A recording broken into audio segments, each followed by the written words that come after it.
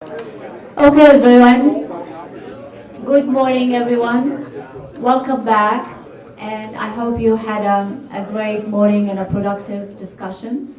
For those who were not here last night, my name is Ryder Hicks, and I'm the program director for NCS Madison.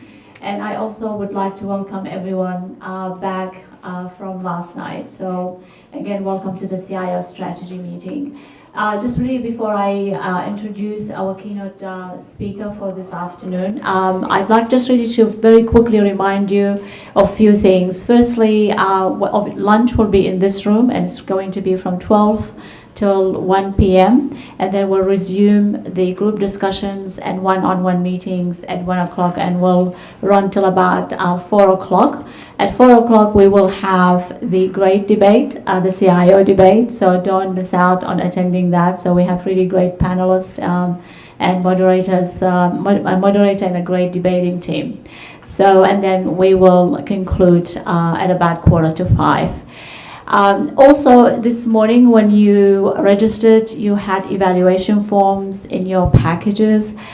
So please make sure you give us your feedback, because this is really very important for us to get the feedback from you in terms of how we can improve and what other perhaps ideas we can include in those meetings. And we always want to improve, and you can either leave it at the registration desk. We will have a box available for the evaluation forms, or you can just hand it over to any of NCS staff. So with that, and again, if you have any questions, please approach us. We're all here to help you and make sure that you are enjoying your time with us. With that, I'd like now to introduce our keynote speaker, Michael Caine. And Michael is the digital, the VP for Digital Enterprise Platform with SAP, and his talk is going to be on Digital Organization Enterprise 2020. So please help me welcome Michael Caine. Thank you. Thank you very much. Can you hear me okay? Yes. Okay. So we're here talking about the future, right? The future of the CIO, future of technology, I think. We've had a couple of interesting chats last night at dinner. While one of our friends was presenting about big data and what's happening, and we're looking at the growth of data is just exponential, and we're really getting into that hard curve of Moore's law, right? Where we're growing, our data is growing tremendously. It's not only just the volume of the data, it's the velocity of the data and the variety of the data.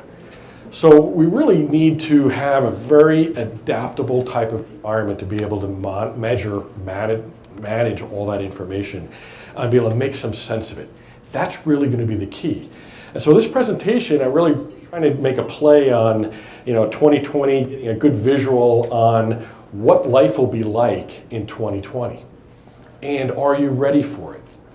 Because the emerging technologies that are coming out today are or will be the mainstream technologies by year 2020. It's only 4 years away, right? And product, advancements, 3 years is really the average life, right, of the new technology today.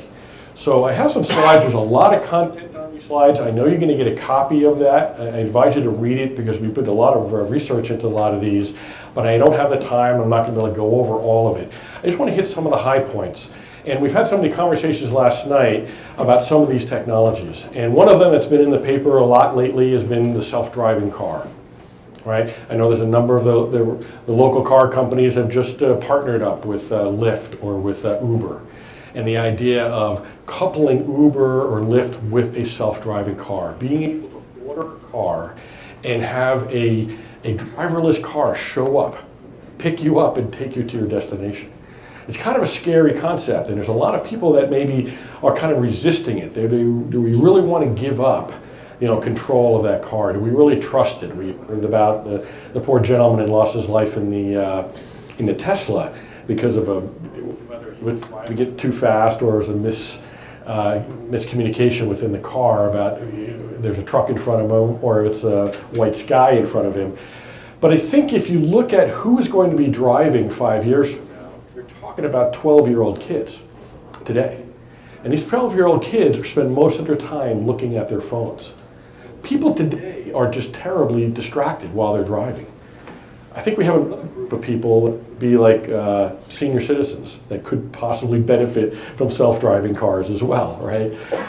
Just because there's so much traffic, there's so many other cars, they would happily, give up the control to be able to, if they felt that they were going to be safe. But if there's some dramatic ramifications that means for the rest of us, and the least of which is not the insurance industry. If you have a self-driving car, do you need to have car insurance? Is that personal liability insurance anymore, or has that become product liability insurance? So there's a lot of ramifications across many different industries that we have to think about with some of these technologies. Drones. We hear a lot about drones. We hear a lot of them about wartime use of drones, but there's a lot of use cases for drones. The big story we talk about a lot is Amazon. Amazon.com, they want to be able to deliver you, their goal is to deliver you your product within 20 minutes of you ordering it online by having some little drone drop it on your doorstep. Now, that's an interesting idea. I don't know if they're going to be able to pull it off, but think about the impact that will have on the rest of the retail industry, right? Dramatic shift. We're reading in the paper all the time about brick and mortar stores that are closing. Macy's is now closing a huge number of stores because their internet business has just completely eclipsed the actual store experience. Burberry in London, I guess it was last summer, opened a brand new store that looked like their website. Think about that. You're walking in and literally a real life website you might be able to try stuff on. They're working towards creating the concept of an avatar that's built to your dimensions so you can see what your clothes will look like on you before you get there. So these are kind of changes that are going on in retail. I just read an article about Walmart, who in their superstores is testing drone technology now to race up and down the aisles of their superstores, and using a derivation of face recognition technology to be able to identify every product on the shelf as that thing flies by. Is it in place? Is it out of place? Is it missing? Is it in disarray? And then create a hot list or a prioritized list for people to go out and straighten the shelves. Right? Real estate. Think how that's changed real estate. Think how it's changing utilities. You could send a drone out to monitor pipelines, monitor power transmission lines. These are big time changes. So this is emerging technology that will change the way we think about business or doing business in the future. 3D printing. Interesting technology, right? I saw a TV show where they were actually using 3D printers and they were printing food. Okay, this is going to change a lot of different industries. Think about what it does to your traditional business, though. If suddenly now you didn't need to carry inventory, you didn't need to have shipping costs. You need to take a part and ship it to Korea, print it in Korea. Okay, we're working with one of these, one of the large shipping companies, UPS. They're actually building some of the largest printer farms around the world right now. Why? It's a hedge. If they're not going to be shipping product, they want to have at least a local delivery end of that. They need to be able to control it. So these types of changes, right, that are happening, these, UPS had to be aware of that and take action on it right away. Blockchain. We heard all of this about with the idea or invention of bitcoins. Now, I don't think bitcoins is necessarily going to eliminate the dollar or the euro or any type of paper money. But the technology underlying it is really, really intriguing, right? The concept of an encryption technology that gets more secure the more times people touch it, or the more times transactions are added to that entity. Okay, security is going to be key going forward, in the future as everything becomes automated. Right? We've already heard about the hacking of nanny cams, right? I mean, think about that. That's kind of crazy. The bad guys can actually look at your nanny cam now and determine if you're home or not. That's scary stuff. Security is going to be paramount. I think I have that on the next slide. Robots. Robots are going to become very pervasive, right, in the next 4 or 5 years. And I'm not talking about the little robot that roams around and sweeps your floors. right? We're talking technology now. These guys are actually able to have a tactile sensing, right? Where a robot can literally pick up an egg now without crushing it, right? They actually have that sense.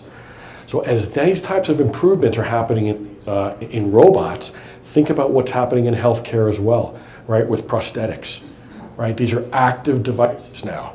These are not, just a pure mechanical arm or a leg, right? These are active part of the human entity. I saw a video the other day of a paralyzed arm who was actually learned to move it, okay, with his mind, with an electronic stimulus on his muscles. So now we're starting to see a blending of the robots and humans, right? The $5 million man, remember that show? Am I dating myself? Cybersecurity.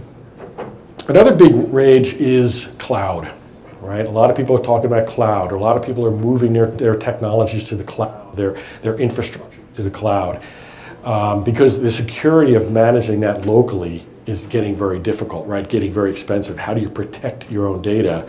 Well, are you sure it's really going to be more protected in the cloud? I think just like the PC revolution did years ago, created this whole thing of virus protection on the PCs, I think we're going to see a big surge in virus and security protection in the cloud, right? In the internet. The whole idea of the internet was to be able to share data. You just don't want to share it with the wrong people, right? But it's going to become a huge cottage industry in the very near future. Virtual reality. Interesting idea here. Virtual reality gets real. I think what we're going to see is not necessarily pure virtual reality for virtual reality's sake, like gaming and stuff like that, but what we call augmented reality. Right? The idea of a service technician being able to work on a piece of equipment wearing glasses that can actually see the manual or instruction steps as he's going along. Here we have an example of a woman walking through a store, and her actually shopping list is actually projected on her glasses.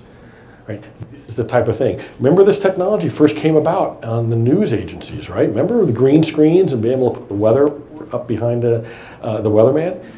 This stuff getting now to the point where it's becoming and can become part of our everyday life. And I think by 2020, it will in fact be of everyday life. Digital medicine, digital healing. Think about the advancements just in the last couple years, right, in medicine. What can be done? Micro or nanotechnology, being able to go inside the body and cure the body. Genomics, right, and doing DNA analysis.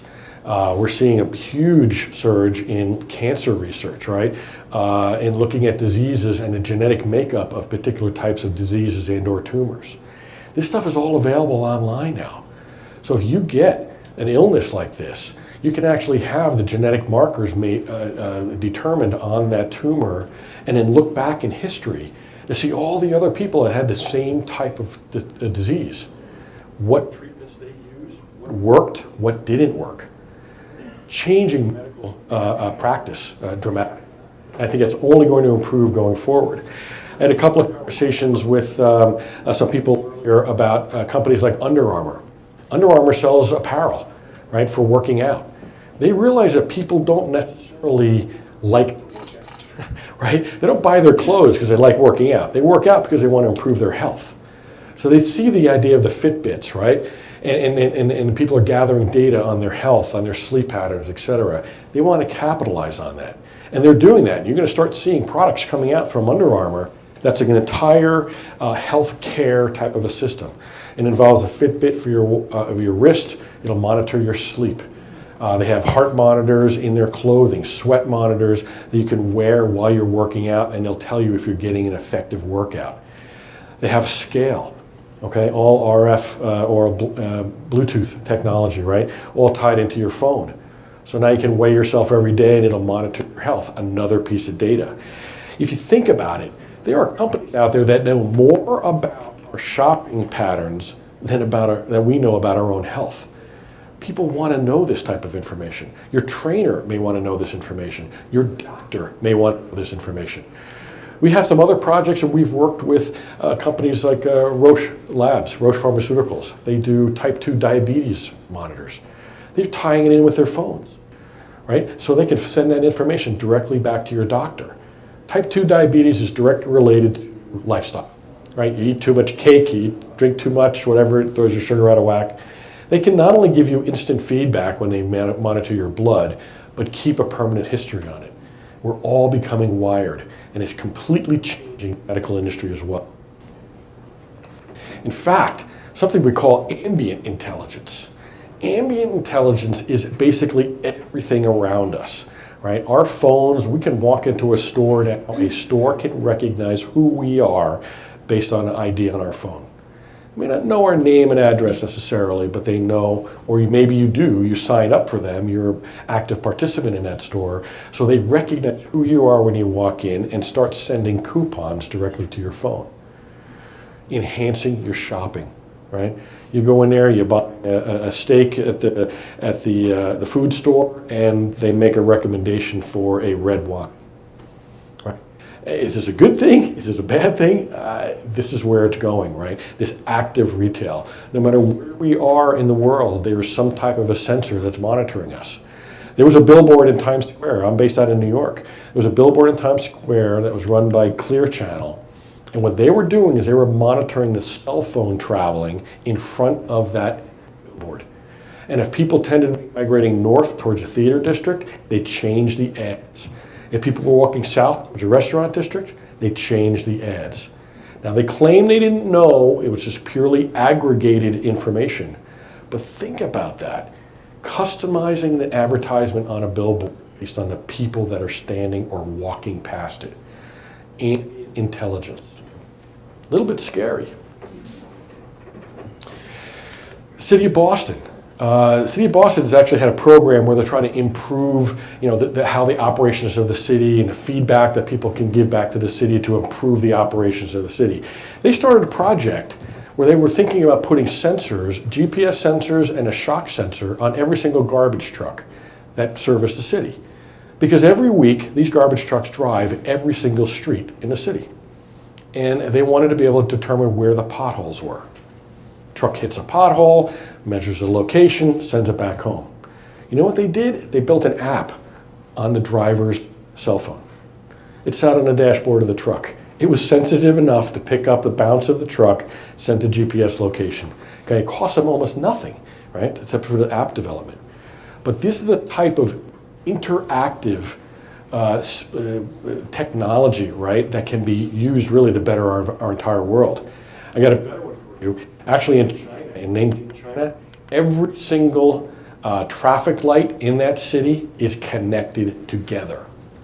Okay? No more running into every single light, right? How many times do we try to beat the next light because we know we'll get caught in that pattern? They can now optimize the changing of the lights based on the time of day or the traffic, real-time monitoring. Okay? And every traffic light is interconnected with every other traffic light. So there'll be no more traffic jams because of ill-timed lights. Okay? Hamburg Port Authority. These guys were basically had RFI tags on containers as they came off of ships. They knew where they were, they knew where they needed to go. But what they didn't really look at, analyze the data that they captured. And then what they were able to do was optimize the routing of those containers. So they pull up a ship, they know it has to go to this particular region, they drop it to the left instead of dropping it to the right. And they were able to double the capacity of the port. Think about that. It's just optimizing using data that they already had. Right? This is going to become commonplace. As I talked about before, the cancer research. There's actually a number of companies now that are providing this type of service where they're actually training to fight and conquer cancer, right? Basically using the DNA analysis, right? Looking at those DNA markers on the actual services. So there's, like I said, there's 3 different companies now that you can actually go to, and then they'll give you that recommendation based on real life examples. It started out in Germany. They have been capturing this data for the last 25 years. You can go back literally now, if you have these genetic markers, search on a database of the last 25 years of every single person in Germany that had cancer. If it was a match, what their outcome was, what their treatment was, and what the outcome was, right? You're looking for the optimum treatment. It's just visibility to the data. And that's really what the future is going to be for all of us. Right? Your jobs is going to be, can you give your businesses the visibility to this enormous amount of data that they can collect? Can you turn that into information for them so they can react at the speed of business? Can you do that at the speed of business today? The real challenge is, can you do it at the speed of business tomorrow? And that's something we recognize. I'm with SAP, I'm with our customer innovation team in SAP. But SAP, I think, is very uniquely positioned to assist companies in that sense, right? I mean, we've been around for 40-odd years. We have almost 300,000 customers, manage all of their business data, right? All of the internal core operations, right? We have been doing big data since before big data was a term. Right? Now what we're doing is we have the capability, the technology to allow you to gather data from external sources, pull and cut data from your suppliers, pull in data from your customers, pull in data from social media. Right? We've all heard about the airline challenge. I think it was United. They left an airplane on the tarmac for 4 hours.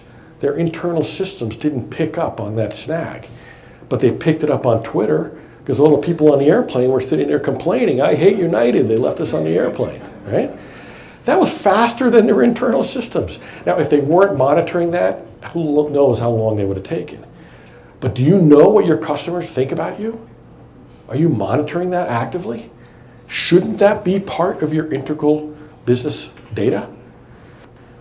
Work with a company that can do that. And SAP has been doing some really interesting innovations over the last few years, where we recognize that technology is becoming the bottleneck, okay, in processing of that information. We need to be able to get that into information, actionable information, faster.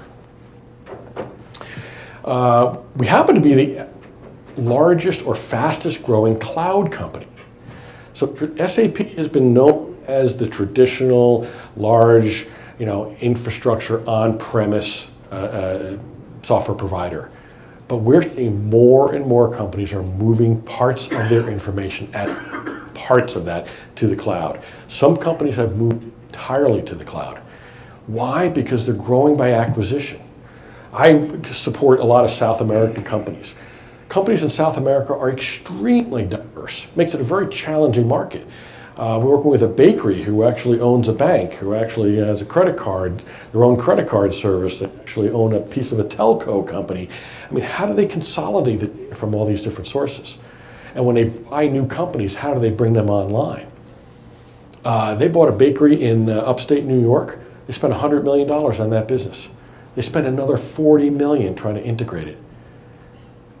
What we did is we worked with them and put this information on the cloud, moved that data over a weekend from their existing system into their cloud system, and had them up and running. I think it was less than 2 weeks. That's the kind of adaptability and flexibility you need, right, to move forward on this. And why is it so hard? Right? Why is it so hard? We kind of created this problem. We talk about big data. And yes, we have a lot more information than we used to. Remember, everything used to fit on one spreadsheet or one ledger sheet, right? But now, as our businesses have grown, we acquire companies, we have more types of infrastructure systems in place, CRM systems, HR systems, ERP systems, financial systems. They all start growing. As users want more and more reports, we can't have them stepping on our transactional systems, so we start building OLAP cubes for them. Let's pre-aggregate the data. Let's generate the reports faster. Well, this process got grown and grown and grown until now the process itself of pre-aggregating the data is becoming the bottleneck. We can't react faster. We can't pre-process that data fast enough. So that's something that we try to take on, and we recognize this problem. We were part of that problem, right? We had these large information systems, right, business systems, that got very complex, and the data models underneath them obviously got very complex. And the processing of that data was the bottleneck. So we came up with a technology that could do this dynamic aggregation, where we didn't need to pre-calculate all these results. We could do it off of the same data that we were running our businesses with. And that was a key, because then we could just simplify it, because everybody could be working from the same piece of data, the same granular transaction, as long as they had the appropriate authority to see it, right? But the idea of building what we call the boardroom of the future, where the board could see a high-level summary, and if they didn't like what they saw there, where a particular business was going, they could drill down. They could drill all the way down into an individual transaction. That stuff can't happen in that previous model. Why can we do that? Because we're leveraging the current technology, right? All the computers today have multiple cores, multiple processors running in a single chip. By building a database engine from scratch today, knowing that technique is available, or that capability is available, we're able to do an enormous amount of massively parallel processing. Literally, and at current Intel chips, we can do over 600 billion operations per second. There's no need to pre-aggregate all of these results. The day-to-date, week-to-date, month-to-date, quarter-to-date, year-to-date stuff doesn't need to be stored. Simplifies the operation of your enterprise as well. The data model is simpler. The data storage is like order of magnitude 95% reduction in the amount of data that needs to be stored. That gives you a lot of opportunity for new data, external data that you haven't been managing before. Okay? So it's basically because, again, we started late to the game. We used to rely on Oracle, we used to rely on IBM, we used to rely on Microsoft as a platform. Once we decided to have to manage or do our own platform and control our own destiny, we were able to start from the latest hardware technology and leverage it fully. It's not legacy code at all. So it gives you access to real-time business, or real-time data for your real-time business. Okay, that's the bottom line. So what does this whole thing look like? HANA being a new database engine, an aggregation engine that'll run your entire organization. S4 is our version of our business software, R3. It's the latest generation of that. And what it does, it's actually optimized now for this new data model that is now available under HANA. And do all the analytics that you need. Self-service business intelligence, right? Let the users get after the data themselves. It doesn't need to be an IT or function. Let the users access it. All you're doing is manage security. Some of that data is a product called Vora that actually lets you access data you're storing in Hadoop. A lot of people are putting a lot of data in Hadoop. Easy to put the data in, not easy to get it back out of. Sensor data, social media type data, all this type information you may be gathering, right? Some companies are doing weather-related information because you want to correlate that with your business data to make some adjustments to your market. But you need to be able to make it look relational so that it dovetails into your business data very readily. And Vora lets us do that. We can deploy that all in the cloud. Okay, whether it's on-premise, whether it's on the cloud, and we have a whole set of tools that enable you to manage that data at any of those locations. Some of that data might be in the cloud, some of it's on-premise. You may be gathering data from other information systems, so we have the whole API and application extensions that are pre-built components that you can use now to extend or modify your business applications. It's not like the old days, guys, when you're writing ABAP code in SAP, right? These are reusable application extensions that enable you to customize it for your environment in a controlled manner, okay? And take advantage of work that other people have done even. We're creating libraries of these things. So that's really the end of the promotion, right? Basically, SAP and Intel have teamed up to leverage some of the best software technology on some of the best hardware technology to allow us to slay this data dragon, right, that's challenging all of us today. Okay, so we're able to deploy it in the cloud or on premise on a very cost-effective basis. And that's the key here. We're trying to drive the cost of software, the cost of hardware down, driving the efficiency up, giving you guys the best play to help you manage your business just going forward. So really, again, getting back to digital enterprise in 2020, you better start now. If you haven't started thinking about what your business is going to be like in 4 or 5 years, you may be too late already. It's a difficult journey. Don't do it alone. Find a partner that's got some tried, true, tested technology out there that you know is going to deliver and get you there. It's a digital transformation. This is a transformation journey. This is what's happening today. You have to deal with this today in order to know where you're going later on. So I hope this made some sense to everybody. I hope it stimulates some thinking about how maybe your business might be changing or eliminate some blind spots if you didn't think your business is going to change. And I hope we can create some excellent dialogue going later on in the debate, okay, about the future of the CIOs as well. That's all I had. I think let's eat lunch, okay? Thanks.